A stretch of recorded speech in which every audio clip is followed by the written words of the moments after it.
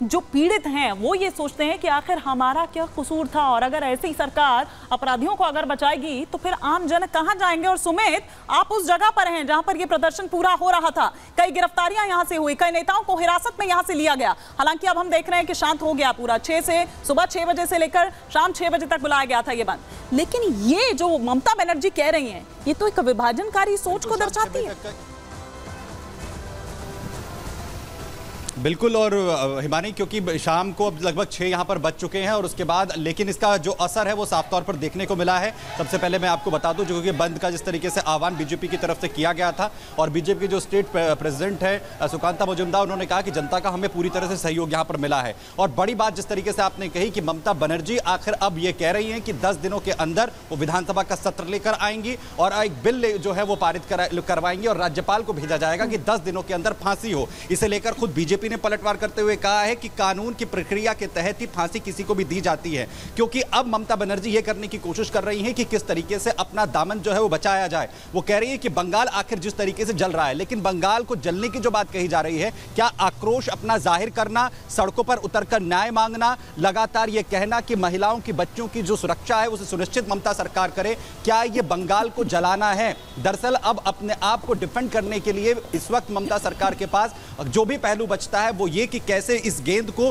BJP के पाले में फेंका जाए, क्योंकि महिला जो शक्ति है वो ममता सरकार की, ममता बनर्जी की ताकत मानी जाती रही है और अब वो उनके हाथ से छिटकती हुई दिख रही है। इसीलिए ये बौखलाहट साफ तौर पर आज ममता बनर्जी की देखने को मिली है। और खास तौर पर जो बंगाल बंद का आह्वान बीजेपी ने किया था हिमानी, उसमें जिस तरीके से जनता का समर्थन यहां पर मिला है, सड़कों पर जिस तरीके से तमाम लोग आए, इसके साथ ही विरोध प्रदर्शन भी हुआ और लोगों ने जिस तरीके से बहिष्कार किया, उस नोटिस के बावजूद भी जो सरकार की तरफ से दिया गया था कि सारे सरकारी दफ्तर जो हैं वो खुले रहेंगे, कोई स्कूल कॉलेज बंद नहीं होगा, इसके बावजूद स्कूल कॉलेजेस के अंदर बच्चे जो हैं स्कूलों में बेहद कम पहुंचे, दफ्तरों में बहुत कम अटेंडेंस देखने को मिली, सरकारी कर्मचारी जो हैं वो अपने दफ्तरों में नहीं पहुंचे।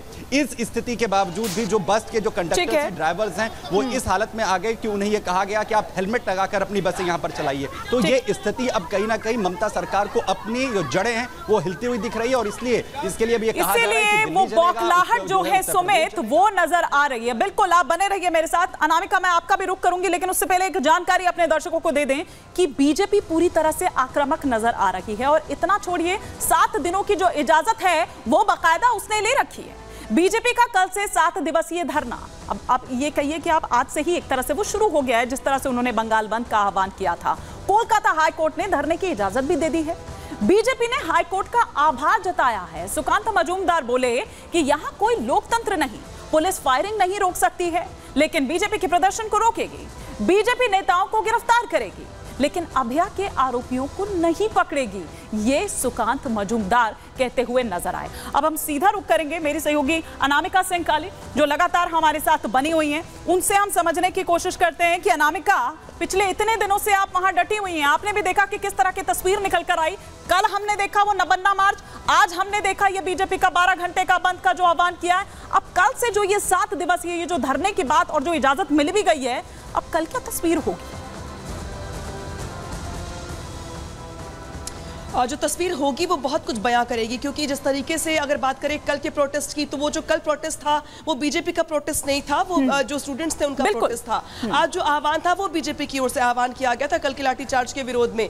ऐसे में अब कल से जो प्रोटेस्ट होने वाला है, क्या उसका हमें जो अलग रूप है वो देखने को मिलेगा, या धरना स्थल बना दिया जाएगा, वहीं पे प्रोटेस्ट किया जाएगा, या जिस तरीके से पुलिस का जो रवैया रहा है परसों, कल या इसके पहले भी, क्या पुलिस का रवैया वही रहेगा? कल भी जब प्रोटेस्ट किया जाएगा बीजेपी की ओर से, तो प्रोटेस्ट करने के दौरान के नेताओं को अरेस्ट कर लिया जाएगा, घसीटा जाएगा, मारा जाएगा, हिरासत में लिया जाएगा? ये सवाल बने हुए हैं, क्योंकि जिस तरीके से हाईकोर्ट की ओर से परमिशन तो मिल गई है, हाईकोर्ट की परमिशन के बाद ममता सरकार की पुलिस का रवैया क्या होता है, ये अपने आप में देखने वाली बात होगी। क्योंकि आज भी अगर बात करें हम कोलकाता की, तो कोलकाता के अलग अलग हिस्सों के अलावा मुर्शिदाबाद, उत्तर 24 परगना से लेकर के नंदीग्राम से लेकर के कई इलाके ऐसे थे जहां पे हमें प्रोटेस्ट देखने को मिला और पुलिस का बर्बर रवैया वही देखने को मिला जो हमें बीते दिनों भी देखने को मिला है। ऐसे में पुलिस के रवैये पे सवाल खड़े हो रहे रहे, आज भी खड़े हो रहे, कल भी खड़े हुए थे और बेशक कल से भी खड़े होंगे। तो अब 7 दिनों की जो स्ट्रेटेजी बीजेपी की है, वो यहाँ पे देखने वाली बात ये होगी कि बीजेपी इस मुद्दे को लेकर कैसे आगे बढ़ती है, क्योंकि बीजेपी के अलावा जो ट्रेनी डॉक्टर्स है वो भी प्रोटेस्ट कर रहे हैं, उनका प्रोटेस्ट आज भी चल रहा था। तो जो डॉक्टर्स है क्या वो बीजेपी के प्रोटेस्ट में शामिल हो जाएंगे? जो अलग अलग संगठन है जो ऑलरेडी यहाँ पे प्रोटेस्ट कर रहे हैं, क्या वो बीजेपी के साथ क्लम कर जाएंगे? ये बहुत सारी बातें हैं जो देखने वाली बात होंगी। लेकिन हाँ, इतना जरूर है कि जिस तरीके से ममता बनर्जी ने आज जो बयान दिया है, धमकी भरा बयान दिया है, चेतावनी भरा बयान दिया है, कई राज्यों का उसमें जिक्र किया गया है, तो ये चिंता का विषय है। और कम से कम सुझाव तो यही होगा कि जो बाकी राज्यों के आईपी है वो एक्टिवेट हो जाए और वो चेतावनी को, धमकी को बहुत गंभीरता से ले। कल अब ये देखना हो बिल्कुल, और क्या रवैया रहता है पुलिस का, ममता की पुलिस का, वही जैसा कि अब तक हमने देखा है। बहुत शुक्रिया अनामिका आपका भी, जतिन आपका भी और सुमित आपका भी इस तमाम जानकारी के लिए। लेकिन आइए सुकांता मजूमदार क्या कुछ कह रहे हैं, क्योंकि आज एक मार्च निकालते हुए भी नजर आए थे। उन्होंने ये भी कहा कि दीदी जो है वो तानाशाही कर रही हैं और उनकी पुलिस जो है वो उनके इशारे पर चल रही है। सुनिए जरा। जो आगे 7 दिन की हमारी धरना, उस धरने का परमिशन दिया है। कल लगभग 11-12 बजे से हम इस धरना को शुरू करेंगे और जैसे पहले भी हमने धरना चलाया, ये धरना कल से शुरू होकर 7 दिन, अगले 7 दिन हमारे धरना चलेगा। इसके लिए कलकत्ता हाईकोर्ट को हम साधुवाद देते हैं, उनके वर्डिक्ट को वेलकम करते हैं। और आज का जो स्ट्राइक है, इस स्ट्राइक को सफल करने के लिए पश्चिम बंगाल की आम जनता को, क्योंकि बीजेपी का बंद ये नहीं था, आम जनता का बंद है, आम जनता को हम बहुत बहुत धन्यवाद देते हैं, थैंक्स बोलते हैं। तो बीजेपी का प्रहार जो है वो लगातार ममता बनर्जी पर, ममता सरकार पर जारी है। क्या आगे अब कल से बढ़ने वाली है ये रार और ज्यादा? 7 दिन क्या भारी पड़ने वाले हैं ममता बनर्जी को, ममता सरकार को? दिखाते हैं आपको इस रिपोर्ट के जरिए।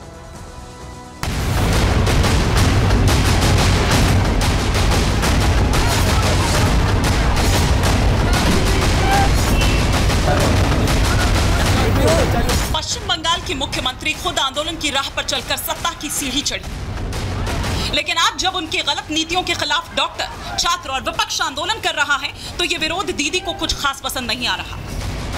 डॉक्टर प्रदर्शन करते हैं तो रात के अंधेरे में उपद्रवी हमला कर देते हैं, छात्र सड़क पर उतरते हैं तो पश्चिम बंगाल पुलिस लाठी लेकर खदेड़ देती है। वहीं जब विपक्ष शांतिपूर्ण बंद बुलाता है तो उन पर फायरिंग की जाती है, बम फेंके जाते हैं। इतना ही नहीं, बीजेपी का विरोध रोकने के लिए खुद टीएमसी के कार्यकर्ता सड़क पर हथियार लेकर उतर आते हैं। ये तस्वीरें बता रही हैं कि बंगाल में सरकार के खिलाफ प्रदर्शन करने वालों की ना तो सरकार सुनती है, ना बंगाल पुलिस। सत्ता के खिलाफ उठने वाली हर आवाज को हथियारों के दम पर दबाने की कोशिश हो रही है।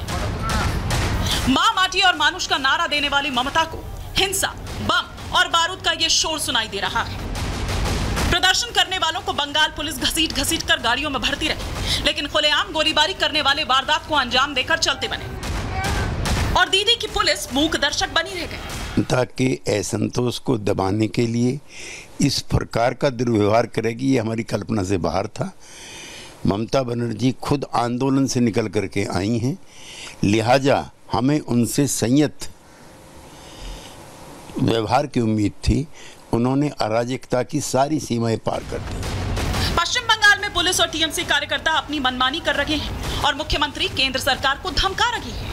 আপনার পার্টিকে দিয়ে আগুন লাগাচ্ছেন, মনে রাখবেন বাংলায় যদি আগুন লাগান আসামও থেমে থাকবে না, নর্থ ইস্টও থেমে থাকবে না, উত্তরপ্রদেশও থেমে থাকবে না, বিহারও থেমে থাকবে না, ঝাড়খণ্ড থেমে থাকবে না, উড়িষ্যাও থেমে থাকবে না আর দিল্লিও থেমে থাকবে না। আপনার চেয়ারটা আমরা টলমল করে দেব। पश्चिम बंगाल सरकार के खिलाफ लगातार प्रदर्शन जारी है। बीजेपी ने कोलकाता हाई कोर्ट से अगले 7 दिन प्रदर्शन की अनुमति ले ली है। कल से बीजेपी का प्रदर्शन और तेज होगा। ऐसे में ये देखना होगा कि क्या ममता सरकार बीजेपी के प्रदर्शन को होने देती है या आज की तरह ही गोलीबारी और बमबाजी की और तस्वीरें सामने आएंगी। Bureau report, Republic Bharat.